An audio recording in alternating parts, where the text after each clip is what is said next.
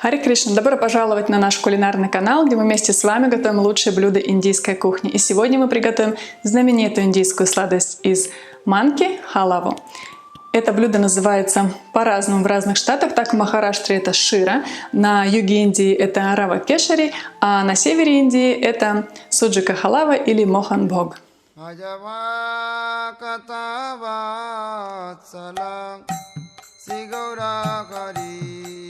Существуют различные виды этого блюда, и кто знаком с этим блюдом за пределами Индии, наверняка думает, что как раз карамельная халава — это та самая халава. На самом деле это лишь одна из разновидностей халавы, которая популярна в России. Сегодня мы приготовим халаву без карамели, и она ничуть не хуже, чем халава с карамелью, и, честно говоря, лично мне она нравится гораздо больше. Особенно, когда ее готовит мой муж. Как раз сегодня мы его попросим показать, как он это делает.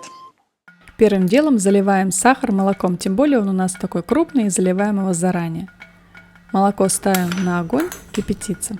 В этой халаве очень важно добавить ароматизаторы. У нас это будет кардамон, неотъемлемая часть любой индийской сладости, а также шафран. Можете взять что-то одно. Параллельно с нагреванием молока мы наливаем ги в глубокую толстодонную посуду и высыпаем манку. Будем обжаривать манку, постоянно помешивая на среднем огне.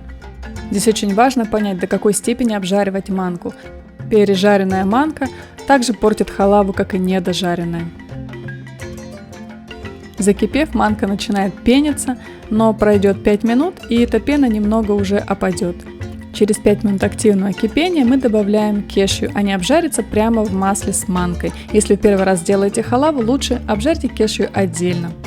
Продолжаем помешивать и доходим до финальной стадии. Манка перестала пениться, и она превратилась в мокрый песок. Это очень важно. Она похожа на мокрый песок, и цвет лишь слегка может измениться.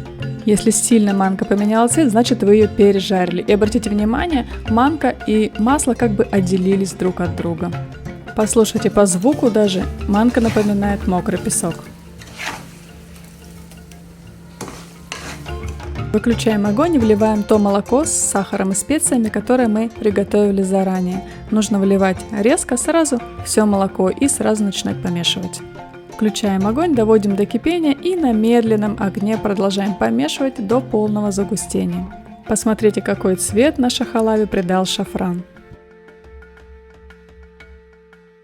Буквально пару минут и халава начинает густеть. Финальная стадия готовности халавы выглядит так. Халава как бы превращается в тесто, скользит по бортикам, и когда мы проводим ложкой, она оставляет дорожку. Наша халава готова. Можно подавать теплой или холодной. Вот такая ароматная, вкусная, замечательная халава у нас получилась. И я, как всегда, жду ваших комментариев и впечатлений. И, конечно же, готовьте, делитесь тем, что у вас получилось. А если вам понравилось это видео, поделитесь им с друзьями. И мы увидимся с вами в новом видео. Харе Кришна!